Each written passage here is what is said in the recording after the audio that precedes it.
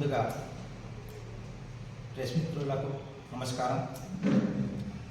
ఏదైతే DCCB chairman అట్టిపోజారెడ్డి గారు చేసినటువంటి అనుచిత వాక్యాలను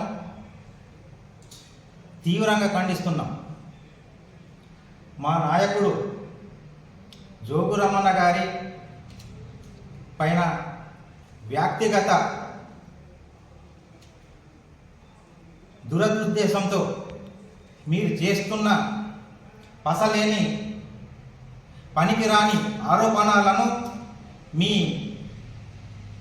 విజ్ఞాతకే వదిలేస్తున్నాం.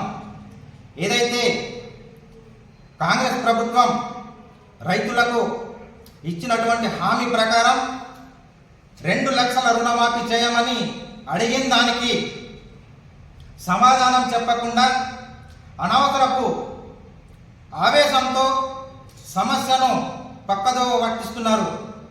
అంతేకాకుండా ఏదైతే డిసిసిబి బ్యాంకు ఆదిలాబాద్ ఉమ్మడి జిల్లాలలో దాదాపు 42 బ్రాంచ్లు ఉన్నాయి. అందులో 56,898 మంది రైతులుండగా అందులో 17,000 మంది రైతులకే రుణమాఫీ జరిగింది.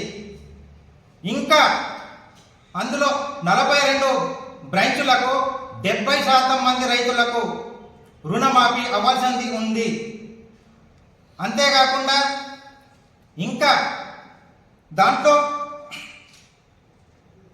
ఉమ్మడి ఆదిలాబాద్ జిల్లాలో ఉన్న 42 బ్రాంచ్లలో మీకు కావాల్సిందంటే మీకు కావాల్సి ఒక వివరాలు కావాలంటే బ్రాంచ్ వైజుగా ఎందరికీ రుణమాఫీ అయింది, ఎందరికీ రుణమాఫీ కావాల్సిందో మీరు వివరాలు తెలుసుకోవచ్చు.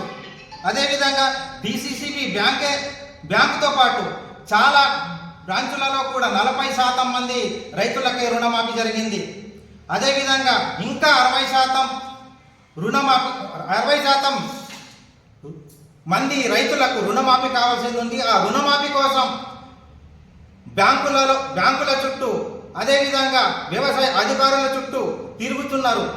అదేవిధంగా బ్యాంకులు ఆ రుణాన్ని అదేవిధంగా 2 లక్షల రుణమాఫీ విషయంలో మొదటి దశలో అదేవిధంగా 2వ దఫలో 3వ దఫలో అర్హులైన రైతులకు ఇంకా రుణమాఫీ కాలేదు.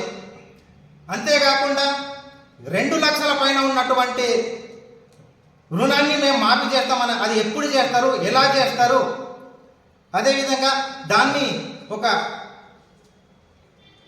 స్పష్టత